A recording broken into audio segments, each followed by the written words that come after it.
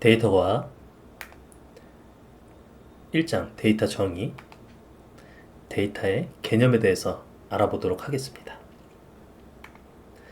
먼저 데이터 단어의 유래에 대해서 살펴볼 텐데요.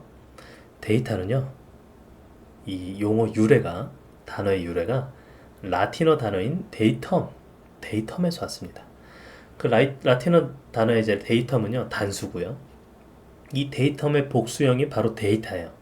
거기에서 이제 유래가 됐다고 볼 수 있는데요. 그 라틴어에서 데이텀의 의미가 뜻이 뭐냐면 present, gift라는 뜻을 가지고 있습니다. 지금 현재에서도 이 데이랑 기본적으로 이 데이터는 복수형인데 뭐 복수형 취급을 합니다. 계속 우리 데이터는요. 근데 가끔 뭐 고유명사가 되어서 그 단수로 취급하는 경우도 있습니다. 자, 그리고 데이터 용어 정의를 살펴볼 텐데요. 데이터는요, 이론을 세우는데 기초가 되는 사실 또는 바탕이 되는 자료라고 우리가 용어의 정의를 내릴 수 있습니다. 그리고 관찰이나 실험, 조사로 얻은 사실, 자료, 이거를 또 데이터라고 용어 정의를 내릴 수 있겠죠. 그리고 사람이나 기계가 처리할 수 있는 문자, 숫자, 소리, 그림 따위의 형태로 된 자료, 이걸 또 데이터라고 우리가 정의를 내립니다. 근데 여기서 중요한 건요, 데이터는요, 정보가 아니에요. 데이터를 가공해서 얻는 것을 정보라고 우리가 볼 수 있습니다.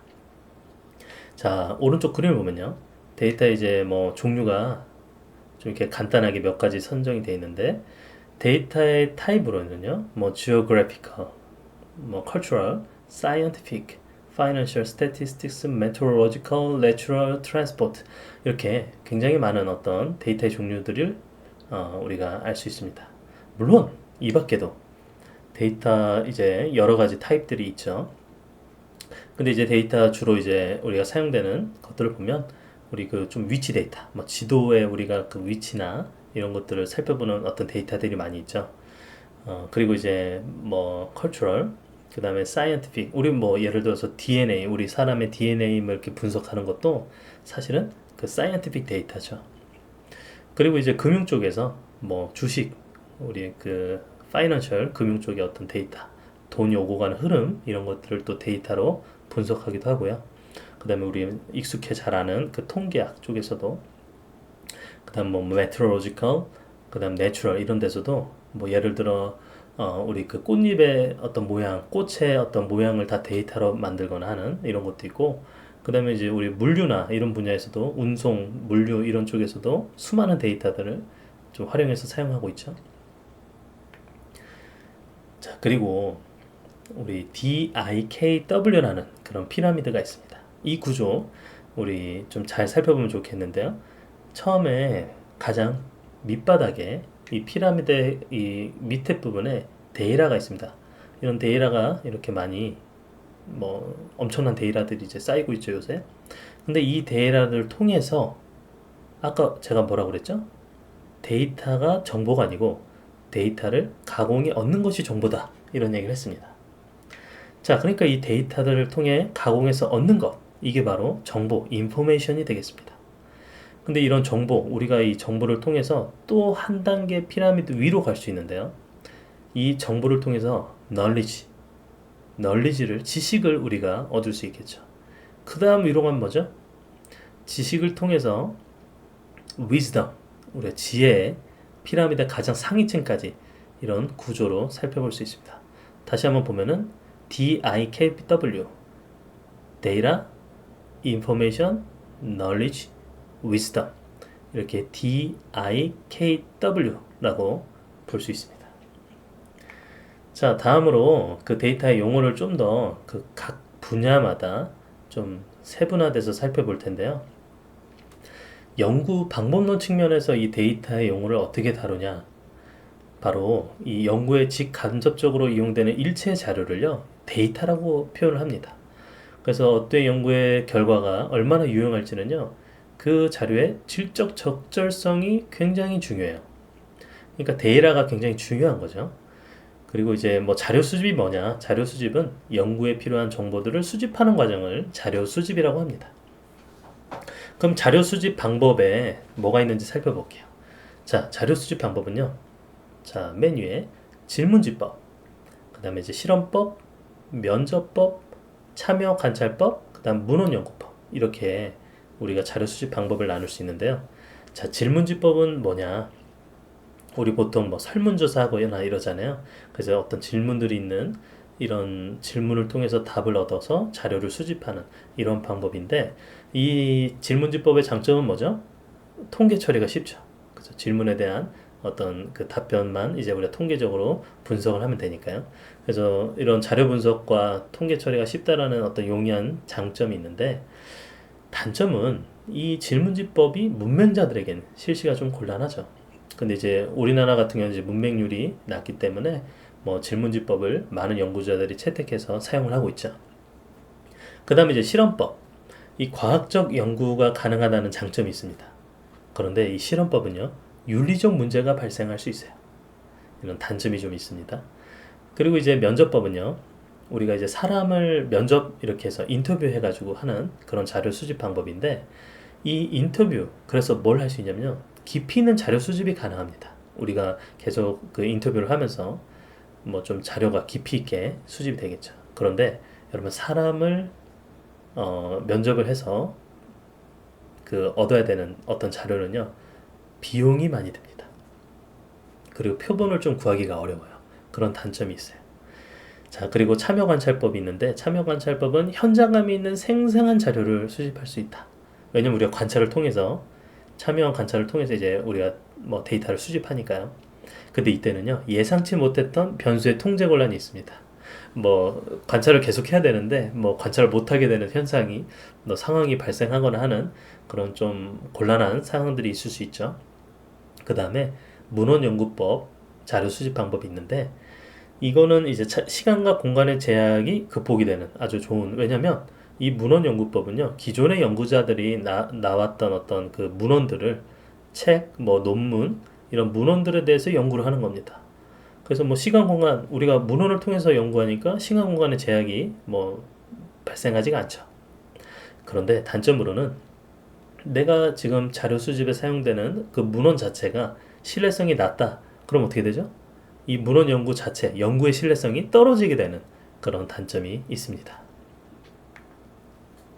자, 그리고 그 연구 방법 측면에서 데이터의 종류를 우리가 LOTS, LOTS 이렇게 총 4개의 데이터의 종류로 나눌 수 있는데요. 자, 첫 번째로 L 데이터. 이건 라이프, 생애에 대한 그 데이터를 우리가 L 자료, L 데이터라고 그러는데, 한 대상의 통사적인 정보를 알 수 있는 자료라고 할 수 있습니다. 생애 전체에 대한 데이터니까. 그래서 특히 어떤 특정 개인을 대상으로 한 뭐 임상 장면에서 이제 많이 사용을 좀 합니다. 그리고 사실은 이제 그뿐만 뭐 의료 이쪽 뭐 임상 하다못해 교육 쪽에서도 이런 생애 데이터를 좀 많이 사용을 해요. 근데 이제 뭐 여기에는 어떤 데이터들이 포함되냐면요, 생활기록부, 뭐 범죄 이력, 뭐 신용정보, 그 다음에 뭐 어디 학교에 어디 졸업을 했다, 이런 졸업 증명, 그냥 그 다음에 병력 조회 등 이런 것들이 다 생애 데이터에 해당이 됩니다. 자, 근데 객관화된 자료예요. 그러나 이용의 한계가 존재하죠. 여러분, 어떤 사람의 이 생애 데이터를 얻는다, 굉장히 어려운 일입니다. 뭐 자기 자신은 자기에 대한 어떤 생애 데이터를 쉽게 접근할 수 있지만, 우리가 다른 사람에 대한 생애 데이터를 접근하기는 좀 어렵죠. 왜냐하면 어떤 프라이버시 문제가 있기 때문에요. 그 다음에 그 라츠의 O 자료, 그 observation 데이터죠. 관찰 데이터라고 하는데, 그 숙련된 관찰자가 있어요. 이런 것만 이제 관찰하는 그 데이터만 수집하는, 그리고 대상을 잘 아는 관계자, 뭐 친지 등이 간접적으로 바라보면서 관찰하면서 나왔던 그런 데이터들을 관찰 데이터라고 합니다. 그래서 뭐 면접법, 참여 관찰법, 우리 아까 살펴봤던 그런 이제 자료 수집 방법들이 있었는데, 면접법과 참여 관찰법 등을 통해서 이 관찰 데이터를 확보할 수가 있어요. 그리고 주변 사람들의 어떤 증언, 뭐 CCTV 영상 자료, 이것도 다 observation 데이터라고 볼 수 있습니다. 우리 보통 뭐 경찰들이 이런 CCTV나 뭐 주변에 이제 증언들을 이렇게 좀 듣고 하는 이런 게 다 이제 observation 데이터예요. 그 다음에 이제 T, 라치의 T, 테스트 데이터입니다. 검사 데이터. 실험적 절차를 거치거나 뭐 표준화된 검사를 통해 얻어진 데이터를 우리 테스트 데이터라고 그러는데요. 그 대중매체에서 이제 과학자 인물들이 이제 손에 들고 있는 도표들 막 이렇게 뭐 실험적 어떤 뭐 테스트 자료를 이렇게 보여주죠. 이게 바로 다 이 T 자료입니다. 그 가장 객관적이고 뭐 질 좋은 자료입니다. 그런데 현실적으로 접해 보기는 좀 쉽지 않은 그런 데이터라고 볼 수 있습니다. 그리고 자료를 확보하는 그 과정에서도요, 연구 윤리 문제도 이제 개입이 될 수 있는 그런 요지가 있고요.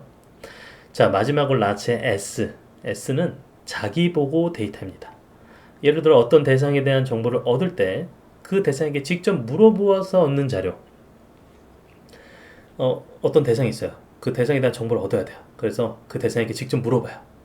뭐 이렇게 하나하나 물어볼 수 있는데, 근데 여러분, 물어본다, 답변을 한다, 누구한테만 할 수 있죠?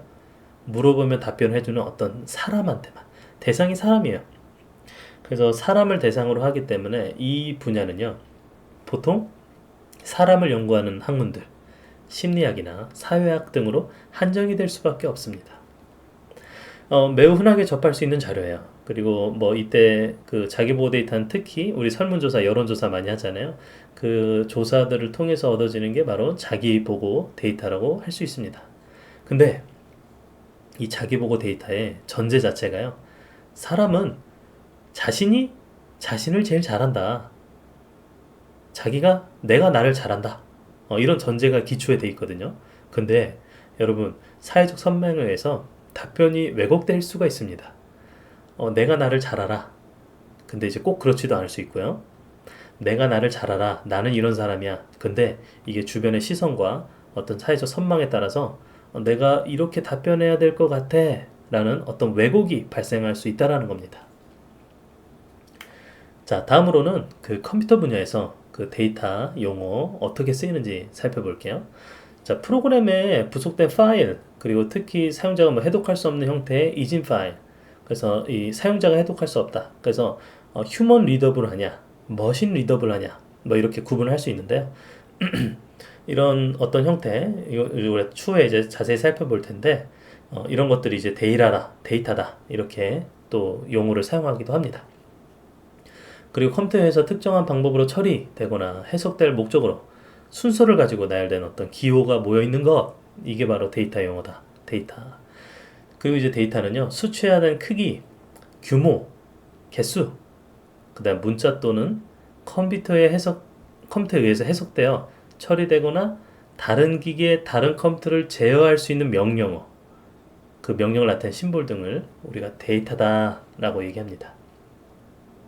그리고 이제 뭐 보통 데이터는 어떻게 저장하냐면요, 저장 매체가 있어요. 자기 저장 매체, 그 다음에 메모리 저장 매체, 그리고 광학 저장 매체, 그 다음 기계적 저장 매체 등의 저장을 하는 어떤 저장 요소가 있습니다. 매체가. 그리고 이제 프로그램은요, 사실은 이제 컴퓨터가 해석하여 실행할 수 있는 명령어들을 나타내는 심볼 데이터의 모음이다. 그래서 근본적으로 여러분, 컴퓨터라는 기계 자체가 데이터의 형태로 표현된 명령어를 따라 동작하도록 설계가 돼 있어요. 그 말은 뭐냐면, 컴퓨터는요, 내가 어떤 뭐 명령에 따라서 이렇게 동작을 해야 되는 어떤 그걸요, 데이터를 통해서, 그래서 컴퓨터는 데이터를 받아들이고 데이터에 표현된 어떤 일련의 명령어를 보고 그거에 따라서 동작이 된다, 이렇게 보시면 됩니다. 그러니까 이제 컴퓨터는요, 데이터를 받아들이고 데이터를 통해서 명령을 받고 수행하는 게 일반화된 어떤 지금 현재의 컴퓨터 아키텍처죠. 자, 그리고 경영학 분야에서요, 데이터 용어. 근데 이제 이 경영학 쪽에서도 데이터를 이제 자주 이제 사용을 하는데, 10년도에요. 여러분, 데이터의 시대라고 불리기도 했고, 그리고 산업혁명 4.0이라도 불리기도 했습니다. 즉, 이때부터 데이터의 중요성, 데이터는 원유다, 뭐 이렇게 표현할 정도로 굉장히 중요성이 부각된 그런 해입니다. 지금은 더 데이터의 중요성이 더 커진 그런 시대죠. 크게 이제 그 경영학 쪽에서 특히 데이터의 유통 분야에서 어떤 식의 용어를 좀 불리고 있냐면요, 데이터 팩토리라는 개념이 생겼어요. 데이터 팩토리, 데이터 뷰로 이렇게 주로 얘기를 하는데 데이터 팩토리 회사다 뭐 이렇게 얘기도 합니다. 물론 이제 요새는 또 이제 새로운 용어가 나오기도 했지만 이때 그 주로 이제 데이터 유통 쪽에서는요 가치 있는 데이터들을 수집하고 그다음 그걸 또 저장을 하고 그다음에 가공을 합니다. 가공. 그리고 그걸 다른 데이터 혹은 가지고 있는 여러 데이터를 통합하고요. 그다음 그거를 다시 재판매한다. 여러분 가치 있는 데이터를 다시 판매한다. 이게 이제 일반적으로 이제 데이터 팩토리라는 회사들이 이런 식으로 어떤 수익을 거둡니다. 근데 이게 뭐 여러 회사들이 있는데 앱실론, 뭐 엑시엄 굉장히 유명한 지금은 뭐 이 대표적인 데이터의 유통 회사가 됐죠. 이런 유명한 회사들이 이제 나타났고요. 국내에서도요. KCB, 나이스, SK 지오비전, 그다음 네이버 등이 카카오 이런 데이터 팩토리 회사라고 볼 수 있습니다. 우리 데이터 팩토리, 그러니까 데이터 유통에서 우리가 중요한 거는 이 데이터를 생산하는 어떤 회사들도 있지만 데이터를요 단순히 다른 데 있는 데이터를 가져와서 내가 나름대로 이 품질을 높이고 가공하고 뭐 이거를 필요로 하는 어떤 수요자의 입장에 따라서 데이터를 가공하는 거죠. 그리고 그거를 판매한다. 이게 바로 데이터 유통 분야에 지금 활성화돼서 움직이는 그런 시대가 됐습니다. 그래서 뭐 데이터의 경제 시대다 이런 용어가 또 나오기도 했죠. 자, 그리고 이제 금융 분야에서는요 데이터 생태계라고 그 데이터 에코시스템 이렇게 얘기를 합니다. 근데 여기에는요 주로 컬렉터, 브로커, 그다음 유저로 나눠지는 어떤 순환 구조를 가져요. 그래서 이런 순환 구조, 이런 사이클이 존재한다라고 가정을 합니다. 그래서 데이터가요 판매자가 과거 판매했던 데이터가요 다시 사인을 달고 판매자에게 다시 돌아와요. 내가 옛날에 팔았던 건데 이 데이터가 뭐 어디 융합이 되기도 하고 더 가공이 돼서 돌아와요. 그렇게 될 수가 있겠죠. 그 데이터의 소비자는요 내가 구입한 데이터에 내 데이터, 내 내부 데이터, 자신의 내부 데이터를 융합시킵니다. 활용해요. 그리고 그런 경제 활동을 통해서 데이터의 판매자에게 가치 있는 데이터가 다시 전달되는 형태가 존재를 합니다. 예를 들어서 우리가 뭐 어떤 지리 정보가 포함된 데이터를 샀다고 쳐요. 근데 그 지리 데이터에다가 내가 예를 들어 부동산 데이터를 가지고 있는데 부동산 데이터와 이 지리 데이터를 결합시켜서 융합시켜서 활용을 합니다. 근데 그거를요, 이 융합된 데이터는 뭐가 있죠? 데이터에 더 풍부한 가치가 발생을 하죠. 그래서 그 가치를 다시 이 데이터 판매를 통해서 다른 사람에게 전달을 시키는 이런 식의 어떤 사이클이 존재합니다. 자, 그림을 보자면 예를 들어서 이 크게 우리 거버넌트랑 그다음 비즈니스 쪽, 그다음에 시티즌 이렇게 우리가 크게 이제 세 가지로 나눌 수가 있는데 여기 보면요 이렇게 사이클이 존재합니다. 자, 비즈니스 쪽에서도 비즈니스 데이터를 전달하고요. 그리고 이 시티즌 데이터도요 비즈니스 쪽에 전달되기도 하고 혹은 이 거버먼트 쪽에 연결이 돼서 그래서 이게 서로 간에 어떤 이 사이클이 존재하는 이런 것들을 우리가 데이터 에코시스템이다 라고 부릅니다. 자, 그리고 데이터의 유형과 형식에 대해서 살펴볼 텐데요. 데이터 유형, 형식은요 이렇게 좀 크게는 5가지로 좀 나눌 수 있습니다. 관찰 데이터라고 나눌 수 있고요. 그 다음에 이제 실험 데이터, 그 다음 파생 또는 컴파일 데이터, 그리고 시뮬레이션 데이터, 그 다음 참조 또는 표준 데이터 이렇게 우리 유형을 좀 나눌 수 있습니다. 자, 첫 번째로 이 관찰 데이터. 자, 이 관찰 데이터는요 현장에서 캡처가 되는 거예요. 그래서 다시 캡처하거나 재생산하거나 교체하는 게 불가능합니다. 한번 관측되는 그 순간에 캡처되는 그 순간만 우리가 데이터로 이제 사용할 수 있는데요. 예를 들어서 센서, 그 다음 그 인간의 관찰, 설문조사 이런 것들이 이 관찰 데이터라고 볼 수 있습니다. 예를 들어 여러분 센서 데이터가 예를 들어 온도 센서라고 우리가 가정을 해볼게요. 온도 센서를 내가 어떤 특정 장소에 그 특정 시간에 온도에 대한 측정을 했어요. 캡처를 했어요. 근데 그거를 그 순간을 다시 한번 캡처하거나 다시 재생산한다? 불가능하죠, 여러분. 그, 그때로 돌아갈 수가 없잖아요, 우리가.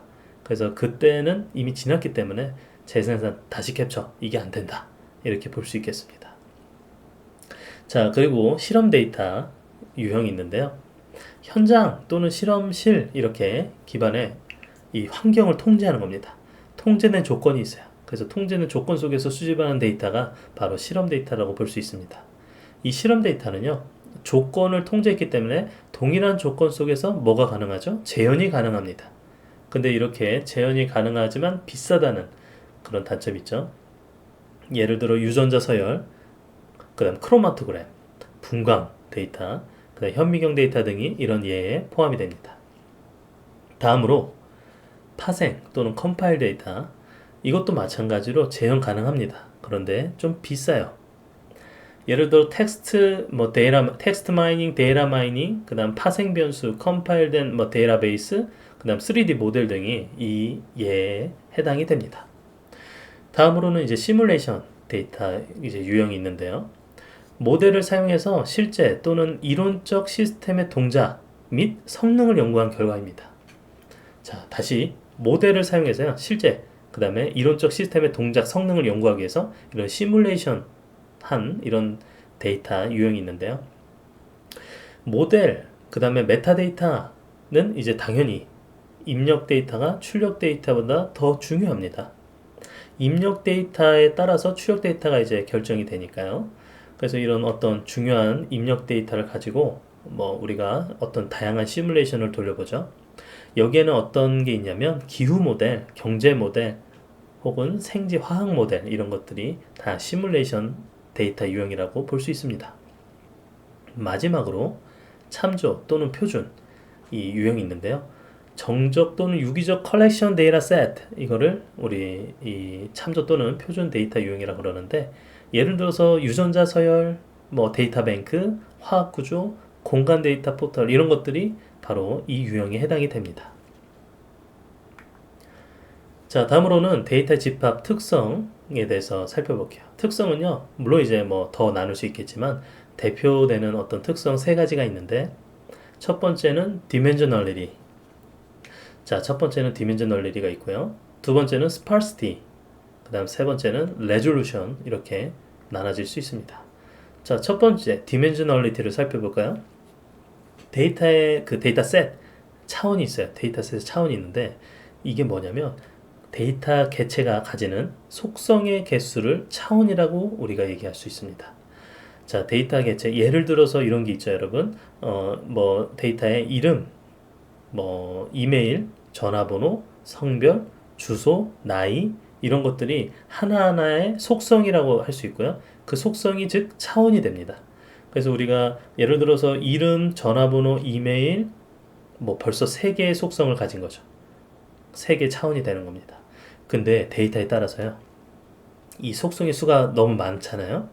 속성이 많으면 많을수록 이 분석의 어려움이 증가하는데, 이거를 차원이 너무 많다, 속성이 너무 많다, 그래서 차원의 저주라고 얘기합니다. 그래서 이 차원의 저주라는 것 때문에 우리가 이 분석의 어려움을 겪기도 하죠. 두 번째는 sparsity.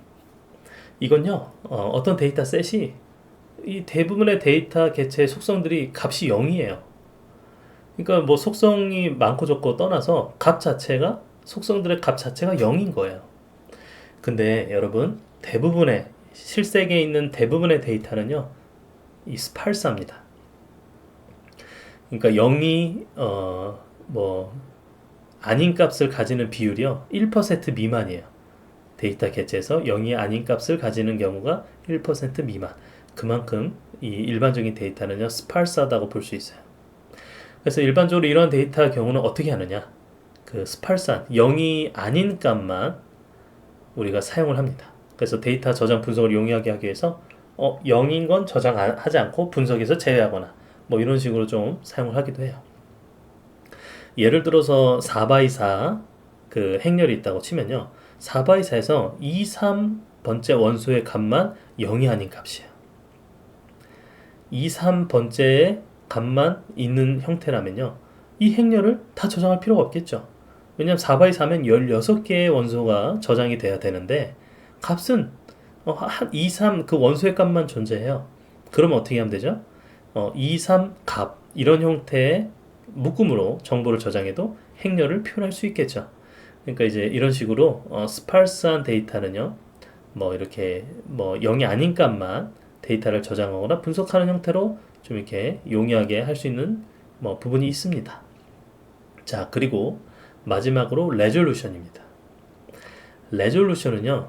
레졸루션에 따라서 획득되는 데이터의 특성이 달라지는 뭐 이런 게 레졸루션은 보통 뭐 그래뉴럴리티라는 용어로도 불리기도 하는데요. 그 레졸루션이 높은 경우와 낮은 경우가 있어요.